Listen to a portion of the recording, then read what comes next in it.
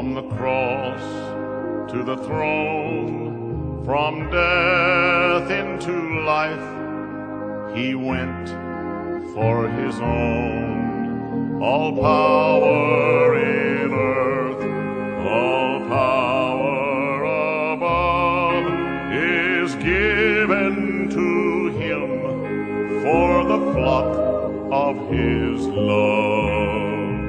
Only believe,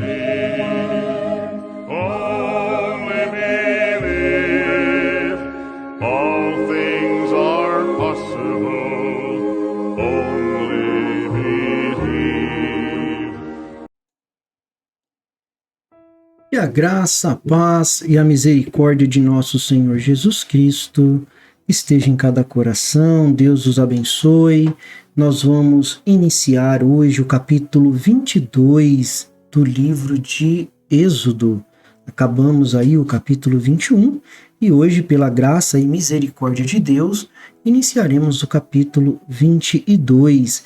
O capítulo 22 continua tratando sobre várias leis.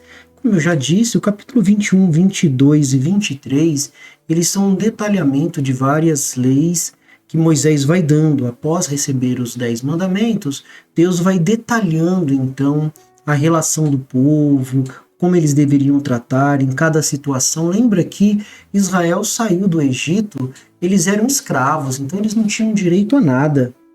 Eles não tinham nenhum direito. É que você via lá que eles apanhavam, eles eram escravos, e um escravo estava na mão, melhor dizendo, do seu senhor.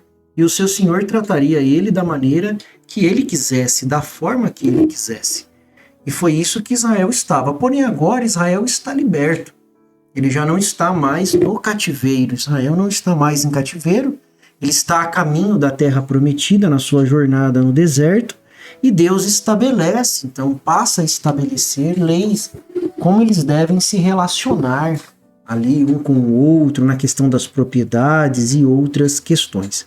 Então é isso que nós vamos continuar tratando aqui no verso 22, lembrando que nós estamos fazendo um resumo dessas partes do 21, 22 e 23, para que depois nós possamos entrar no capítulo 24, onde já é a segunda fase de Israel, onde eles vão preparar o tabernáculo. Vai ser uma bênção, nós estaremos juntos e você fique conosco nesta programação e nas próximas para também ser abençoado por Deus. Então, Êxodo capítulo 22, do verso 1 ao verso 15, diz assim: Se alguém furtar boi ou ovelha e o degolar ou vender, por um boi pagará 5 bois e pela ovelha 4 ovelhas.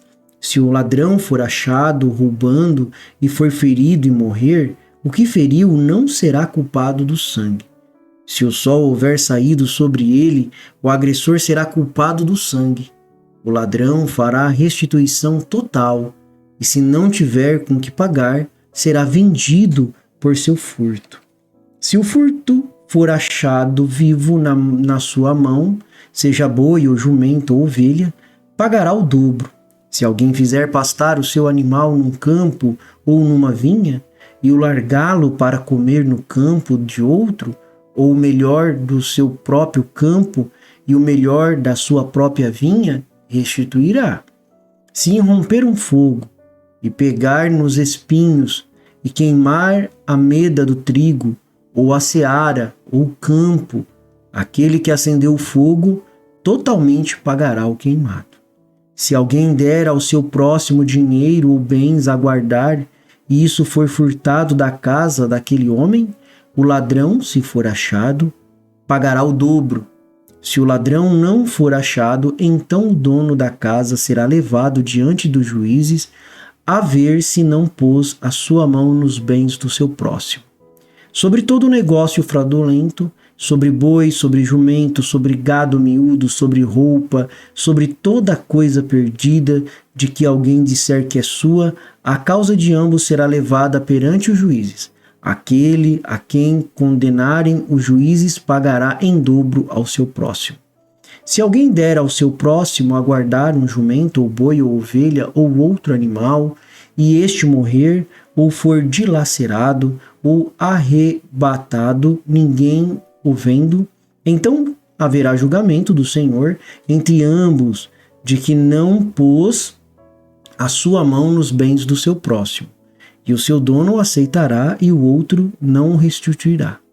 Mas se de fato lhe tiver sido furtado, pagá-lo-á ao seu dono, porém se lhe for dilacerado, trá-lo-á em testemunho disso e não pagará o dilacerado.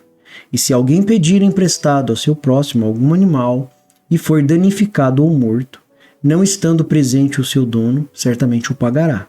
Se o seu dono estava presente, não o pagará. Se foi alugado, será pelo seu aluguel. Que o Senhor acrescente bênçãos à leitura de sua palavra. Então nós vemos aqui as leis sobre a proteção da propriedade privada. Propriedade privada é tudo aquilo que não é público.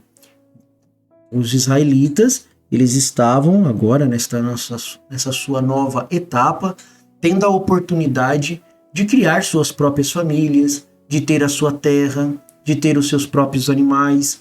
Aquele povo que foi tão humilhado, tão pisado, agora está tendo uma grande oportunidade dada por Deus de poder ter os seus patrimônios. E dentro dos seus patrimônios estava a terra, estavam seus animais, suas esposas, seus escravos, e Deus passa a ordenar então como deve ser a relação entre eles.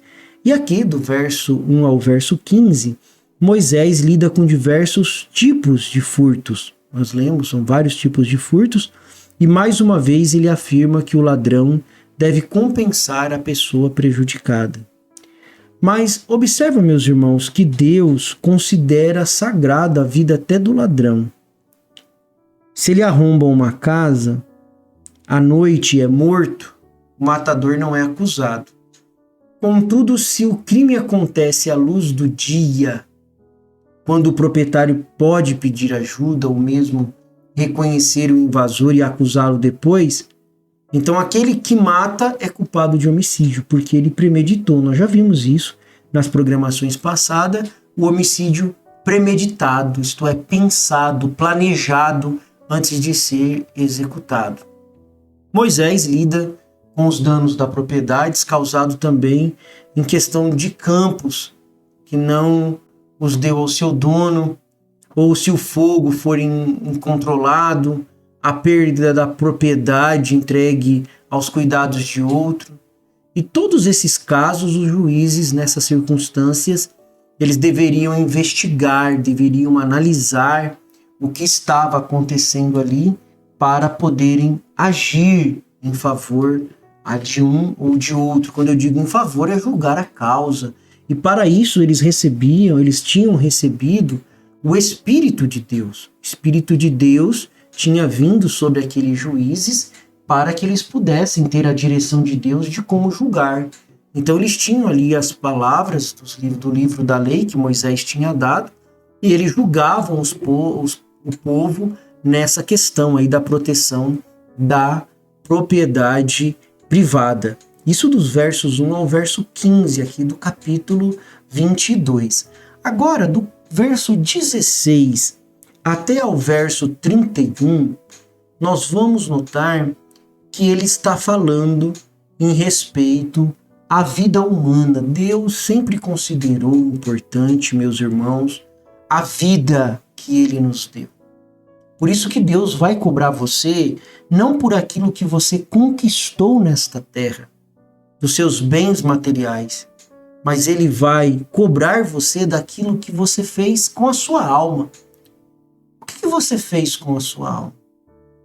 O Senhor Jesus Cristo, ele nos conta uma parábola daquele homem que plantou e não quis saber de Deus e disse que construiu vários celeiros, colocou a sua riqueza dentro desses celeiros. E logo após isso, depois de muito lutar aqui na terra, construir os seus celeiros, trazendo para o dia de hoje um homem de sucesso, um homem próspero, um grande empreendedor, conseguiu grandes coisas na vida, ele disse: então agora descanse e regalo a minha alma. E Deus chama ele de tolo, o Senhor Jesus Cristo chama ele de tolo, porque no mesmo dia Deus pediu a sua alma, isto é, Deus levou ele. E o Jesus, ele encerra dizendo: do que vale o homem ganhar o mundo todo, mas perder a sua alma? Deus sempre esteve preocupado com a alma do homem, não por aquilo que o homem poderia conquistar. O homem não vai ser cobrado por aquilo que ele conquistou aqui na terra, mas sim por aquilo que ele fez com a alma que Deus deu. O que ele fez com essa partícula celestial que Deus colocou em sua alma. Então, a partir do verso 16 até ao verso 31, nós encontramos várias leis mostrando a preocupação de Deus com a humanidade, e ele também se preocupa com as virgens, com os forasteiros, com as viúvas, com os pobres. E Deus faz uma grande promessa aqui, meus irmãos. Deus, ele promete ouvir o clamor dos que foram prejudicados, de defender os oprimidos. Deus sempre está em favor do fraco, do oprimido. Você sabia disso? Deus sempre está em favor dos fracos, dos oprimidos. Deus cuida da viúva. Deus tem um cuidado especial, irmãos, com a viúva. Agora, com a questão, Deus cuida da virgem. Ele é o Deus protetor. Não se permite também a questão da feitiçaria. Você pode observar dos versos 18 ao 20, demonstra também a morte espiritual que resulta da substituição do amor de Deus pela comunhão com espíritos malignos. Veja aí, verso do 18 ao 20, vamos ler comigo aí. A feiticeira não deixará viver. Todo aquele que se deitar com um animal certamente morrerá. O que sacrificar aos deuses e não só ao Senhor será morto. Lá era uma morte, aqueles que iam para o pecado da feitiçaria, lá era a morte física. Hoje, meus irmãos, aqueles que se desviam da palavra de Deus, que Deus tem colocado ao nosso favor nesse tempo presente, através de um profeta, eles também morrem espiritualmente. Existem duas mortes que circulam o homem. A morte natural, que quando se encerra o seu ciclo de vida aqui na Terra, que conforme a Bíblia é de 70 anos, o que passa disso é enfado e canseira. Porém, alguns alcançam isso, de viver essa longevidade dada por Deus. Porém, a morte vai chegar a todos. Isso é o primeiro ciclo, o ciclo natural. Agora, essa morte do ciclo natural, ela não impacta tanto, porque nós sabemos para onde nós vamos. Nós sabemos porque fomos colocados aqui nesta terra. Nós sabemos qual é o destino das nossas almas. Se você é um cristão, você sabe. Então esta morte não preocupa o cristão, porque não se pode matar um crente. Porém, todavia, deve ser motivo de preocupação para aqueles que rejeitam a palavra de Deus. Porque aqueles que rejeitam a palavra de Deus, ainda que eles estão vivos, ainda que eles estão conquistando bens materiais, porém perderam a sua alma. Do que vale ganhar o mundo todo, mas perder a sua alma? Eles perdem a sua alma. E ao perder a sua alma, eles são mortos espiritualmente. Então, é um outro tipo de morte que pode habitar o homem. Ele pode estar andando, falando, conversando, porém está morto. Morto espiritualmente. Porque deixou o caminho do Senhor, seguiu após a feitiçaria, a idolatria, que hoje representam os sistemas denominacionais falidos, religiões falidas, fracassadas. É isso que ele representa. Deus se preocupa com o forasteiro. Israel também foi forasteiro. Se preocupa com a viúva, com o órfão. Eles não tinham parentes poderosos para serem seus vingadores. Um órfão, uma viúva. Como que ia fazer? Mas Deus se torna o seu vingador. Oh, irmãos, como é bom. Deus revelado em Cristo como nosso Redentor, ele anda com os oprimidos. Você sabia? Deus anda com os oprimidos. Deus anda com os fracos, com os necessitados. Depois do verso 29 ao verso 31, esses versos do 29 ao 31, eles vão lá no profundo da coisa, irmãos. É muito bom a palavra de Deus. Ele vai lá no profundo. Vamos dar uma olhadinha aí do verso, leia comigo aí na sua Bíblia, dos versos 29 ao 31. As tuas primícias e os teus licores não retardarás. O primogênito, melhor dizendo, de teus filhos me darás. Assim fará dos teus bois e das tuas ovelhas. 7 dias estarão com sua mãe, e ao 8º dia me darás. Olha como que Deus, ele pede as suas primícias. Sempre Deus faz isso. Ele pede as suas primícias, ele quer as primícias do homem. No 31 ele diz, e ser-me-eis homens santos, portanto não comereis carne despedaçadas no campo, aos cães a lançareis. Então o verso do 29 ao 31, eles falam dessa lei da obediência de Deus, de colocar Deus em primeiro lugar. Deus em primeiro lugar em sua vida e obedecer o que ele diz com alegria. Essa é a versão do Antigo Testamento que aponta para o Novo Testamento, né? Em São Mateus, me veio agora, São Mateus 6, 33, buscai primeiro o reino de Deus e a sua justiça, e todas as demais coisas vos serão acrescentadas. Fique então com esta palavra, coloque Deus em primeiro lugar, porque o Senhor é a força da nossa vida. O Senhor nos livra dos males deste dia e nos guarde para a hora da sua aparição. Eu sou feliz com Jesus. Deus os abençoe, Deus os guarde. Até a próxima programação, se Deus assim nos permitir.